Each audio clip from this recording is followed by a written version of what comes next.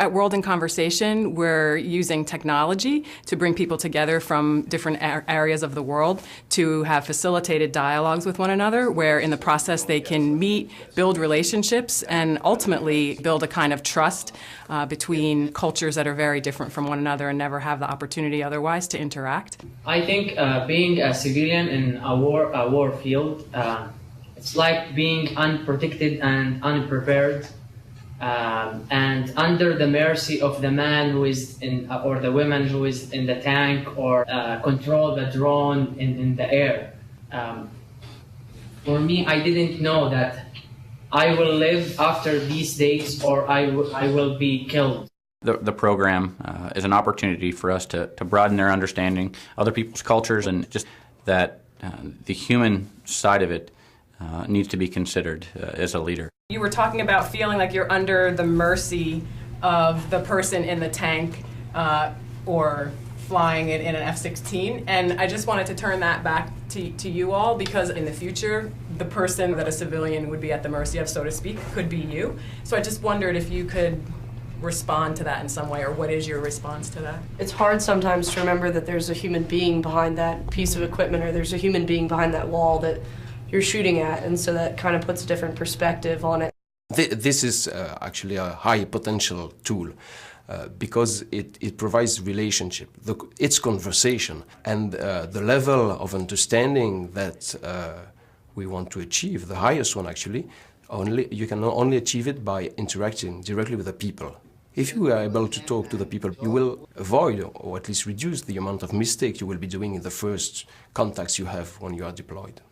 Can someone share an example or an experience with us to just tell us what it was like during a day when the conflict was active? My nephew was just only 6 months, and she needs to eat. And you know the Gerber? The Gerber is the food for the children, and she is very hungry. And the pharmacy is far from our home for about 300 meters. But I can't go, even walking or by my car, to get the food for her, because they could bomb everywhere. So where is my right as a civilian?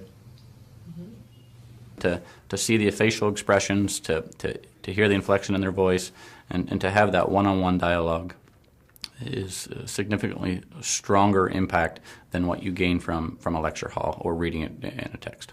You know, I can't imagine, you know, someone coming into where I live and not being able to feed a newborn baby. You know, I think sharing stories like that will help us, you know, they do help us, you know, to look at our ethical considerations while still, you know, having our own mission in mind. The need to understand actually the people and the human environment in an operation zone is a critical knowledge we need to acquire.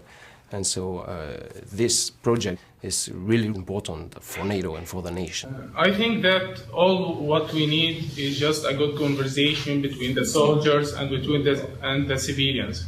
Because, you know, the soldiers alone don't know how can they differentiate between the enemy and the civilians, as you said.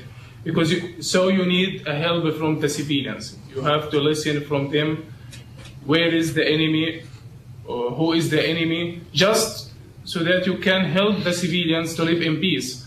Really, I can put myself in their shoes now before I make a decision when I'm planning, say, an operation where we have to go through a city and search an area because we're ordered to. So I feel that it kind of gives me a sense of taking a moment to step back and kind of put myself in their shoes and like, how is this going to affect their lives? How is this going to affect their family? I understand that you have to do some aggressive movement. For example, you are a soldier and you are in a war field. I cannot imagine that a soldier enter a house by knocking the door and say, excuse me, I will enter. Civilian considerations are always briefed before a mission. But I think that there's going to be a more human tone to it rather than looking at it as another piece of data. I want to let you know that you don't wait to trust the people. Let the people trust you as a soldier and work as a real soldier. When the people trust you, then you will feel safe from them. When you give them the safe and give them the trust, and they say this is a trusted soldier, you will feel safe. We need knowledge, but not only knowledge. We actually need a network of people with trust. And eventually, if we are able to expand the program to many places, we will get a much better understanding of the world, of the dynamics and the people, and we might actually be able to develop a conflict prevention tool. So our vision really is to revolutionize cross-cultural relationships by transforming conflict into collaboration.